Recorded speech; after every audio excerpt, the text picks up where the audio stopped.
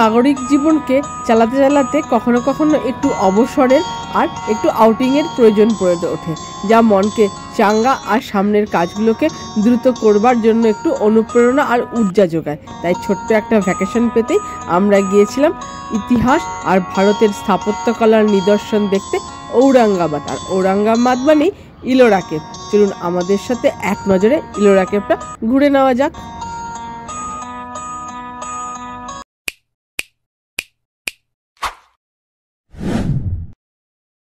এখন আমরা ঔরঙ্গাবাদের জিঞ্জার হোটেলের নিচ থেকে বলছি।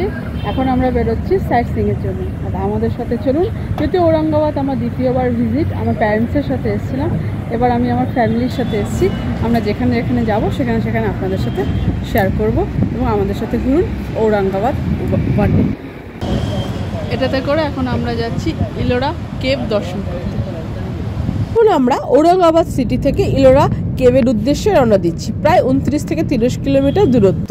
পথে আমাদের পড়বে দৌলতাবাদ কেল্লা। এই যে আমরা এখন দৌলতাবাদ কেল্লার পাশ দিয়ে যাচ্ছি, কিন্তু ফেরার পথে আমরা এখানে যাব। আমাদের এখন মেন আকর্ষণ ইলোরা কেভ, যেটা মহারাষ্ট্রের অন্তর্গত ঔরঙ্গাবাদ ডিস্ট্রিক্টের মধ্যে পড়ে। এটা একটা ইউনেস্কো হেরিটেজ সাইট। চলুন আমাদের সাথে ইলোরা কেভ। এই যে দেখুন দৌলতাবাদ কেল্লার বিজয় স্তম্ভ, সুন্দর প্রাকৃতিক দৃশ্য আর ছোট মালভূমি এলাকার মধ্যে দিয়ে একটা রাস্তা, যেটা আমাদের নিয়ে চলে যাচ্ছে এক আশ্চর্য নগরীর দিকে, মানে ইলোরা কেভ। এখন প্রায় 1টা বাজতে চললো। ইলোরা যাওয়ার পথে আমরা জাস্ট এখানে একটু স্টপ করেছি, থেমেছি। এটা হালকা ফুলকা একটুখানি কিছু খেয়ে নেবো, লাঞ্চটা অল্প করে নেব, কারণ ইলোরা থেকে ঘুরে আস্তে আস্তে লাঞ্চ করতে করতে দেরি হয়ে যেতে পারে। তো সেজন্য আমরা এই জায়গাটায় একটুখানি থেমে লাঞ্চ করে তারপর আবার ইলোরার পথে যাত্রা শুরু করব। আমরা জাস্ট এখন লাঞ্চ করতে এসেছি। লাঞ্চে ছিল মিক্স ভেজ, ডাল আর রাইস, প্লেন লাঞ্চ। পথে ছোট্ট একটা রেস্টুরেন্ট কাম হোটেল বলতে পারেন। এক নজরে ঘুরিয়ে দেখিয়ে দিচ্ছি এর অ্যাম্বিয়েন্সটা আর সামনে তার সুন্দর দৃশ্যবলীগুলি। এবার আবার আমাদের পুনরায় যাত্রা শুরু করব। ইলোরা কেভের ভিতরে এন্ট্রি করে নিয়েছি। এখন জাস্ট টিকিট কেটে তারপরে ভেতরে প্রবেশ করবো। যখন ভেতরে প্রবেশ করবো তখন আপনাদের শেয়ার করবো। কেটে সিকিউরিটি চেকের বিধিনিষেধ পেরিয়ে যখন আপনারা মেন এন্ট্রেন্স এসে পৌঁছবেন, তখন সামনেই যে কেভটা দেখতে পাওয়া যাবে এটাই হচ্ছে কৈলাস টেম্পল, যেটা এখানকার মূল আকর্ষণ। এটা একটা হিন্দু কেভ এবং এই কেভের নাম্বারটা হচ্ছে 16 নম্বর। এই কেভটা রাষ্ট্রকূট রাজাদের আমলে তৈরি হয়েছিল। খুব ভুল না বললেও কৃষ্ণা প্রথম এইটা তৈরি করেছিলেন। আমরা হিন্দু, বৌদ্ধ এবং জৈন 3 ধরনেরই সংমিশ্রণ দেখতে পাবো। 3 জন ধর্মাবলম্বী লোকেদের আলাদা আলাদা কেভ আমরা এখানে দেখতে পাবো। এতেই প্রকাশ পায় ভারতবর্ষে প্রাচীনকাল থেকে সর্বধর্মের অনুরাগী। হচ্ছে মূল কেভ বা কৈলাস টেম্পল, যেটাকে 16 নম্বর কেভ বলা হচ্ছে। এটা হিন্দু কেভ। এটা লর্ড শিবা বা ভগবান ভোলেনাথকে সমর্পিত। একেই বলা হচ্ছে কৈলাস টেম্পল। এটাই তার মূল প্রবেশদ্বার। এখন আমরা এই প্রবেশদ্বার দিয়ে এর ভেতরে ঢুকবো।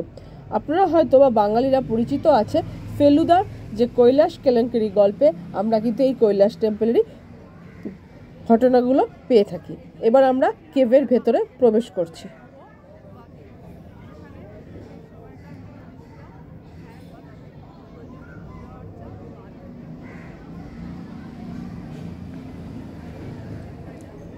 এই ছোট ছোট কুঠুরিগুলোই এক একটা গুহা বা কেভ বলতে পারেন। এই হচ্ছে তার স্তম্ভ আর এটা হচ্ছে মূল মন্দির।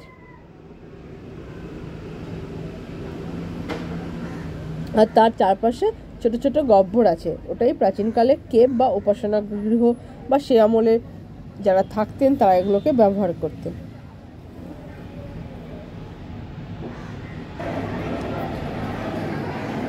তলা ওপরে উঠেছি এবং এখান থেকে নিচের দৃশ্যটা কেমন লাগছে জাস্ট একবার দেখে দিচ্ছি। সিঁড়ি দিয়ে ওপরতলায় চলে গেছি। ওপরতলা থেকে নিচে যেখান দিয়ে আমরা প্রথমে প্রবেশ করেছিলাম সেই দিকটা দেখা যাচ্ছে। এটা তার ডান দিকের দিক। আর এবার আমি ক্যামেরাটা ঘুরিয়ে আপনাদের দেখাবো বাঁ দিকের দিক। এগুলোই হচ্ছে কেভ। আর এটা কিন্তু সম্পূর্ণ একটা পাথরের তৈরি।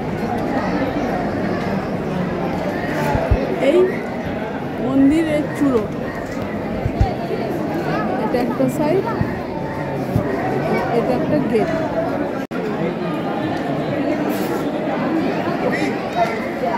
আমি একদিকের দৃশ্যটা ওপর থেকে দেখালাম, এটা বাঁদিকের দৃশ্যটা।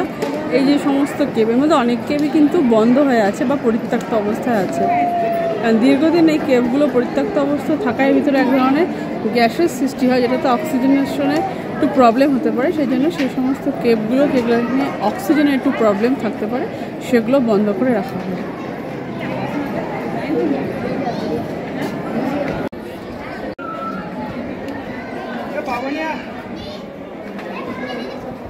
কেবগুলো লর্ড শিবাকে সমর্পিত, সুতরাং প্রত্যেকটা কেবের সামনে নন্দী, জিপ এই ধরনের পাথরের মূর্তি দেখতে পাওয়া যায়। এই সামনের চত্বরটা কেবের ভেতর থেকে।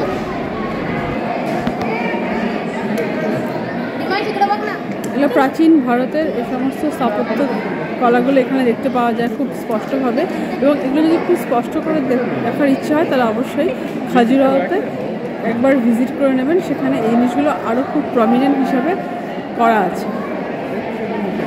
এটাই প্রমাণ করে যে প্রাচীন ভারতের হস্তশিল্প বা স্থাপত্যকলা কত উন্নত ছিল। সেই সময়কার শিল্পীরা কত উন্নত মানের শৈল্পিক নিদর্শন তৈরি করে গেছে। মূল মন্দিরটা কিন্তু একটা রথ স্ট্রাকচারের উপর আছে। এই হাতিগুলো হচ্ছে রথের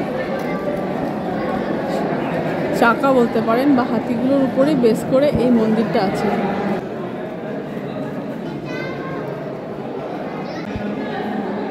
এই পুরোটাই কিন্তু একটা বিশাল পাথর বা পর্বত কেটে তৈরি। মাঝখানে হচ্ছে কৈলাস মন্দির, আর চারধারে হচ্ছে এই কেভ বা গুহা। তার নিচে হিন্দু দেবদেবীর মূর্তি।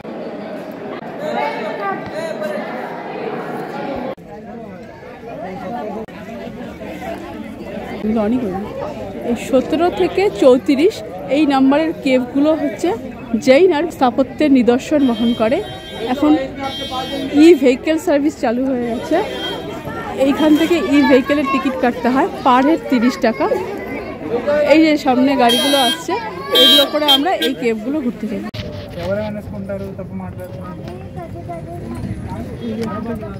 জলের ব্যবস্থা,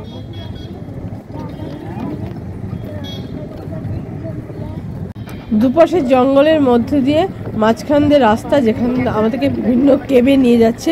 আর দূরে যে পাহাড়ের মধ্যে ছোট ছোট গুহা দেখতে পাওয়া যাচ্ছে, সেগুলো ছড়িয়ে ছিটিয়ে থাকা বিভিন্ন কেব। তো অত তো একদিনে পরিদর্শন করা সম্ভব নয়, তাই আমরা কিছুটা স্কিপ করলাম।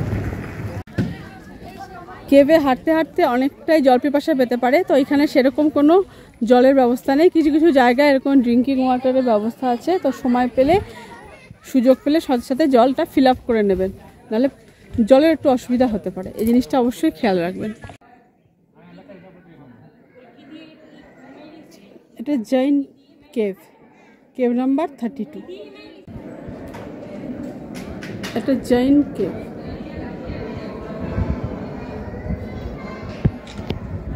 ভিতরে তীর্থঙ্করের মূর্তি,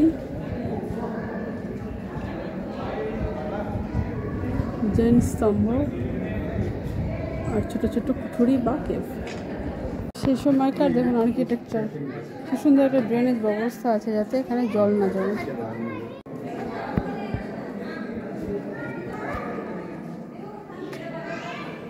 ডবল বিল্ডিং, প্রথমত উপরটা হয়তো উপাসনা স্থল, নিচেরটা থাকার ঘর হতে পারে।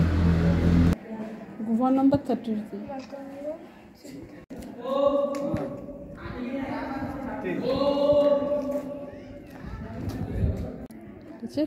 কেভ নাম্বার 34 একই রকম, সেজন্য আমরা আর ভেতরে ঢুকলাম না। এখানে সুন্দর সুন্দর লাল আর সাদা ফুলের সমারোহ।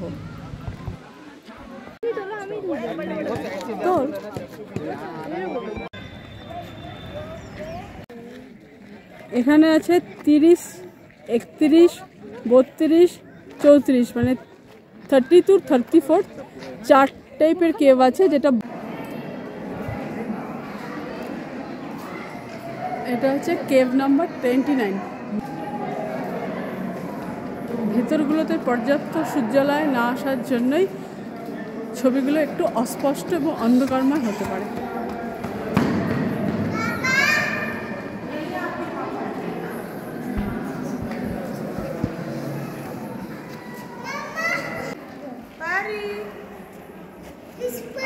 প্রধানত হিন্দু কেভ।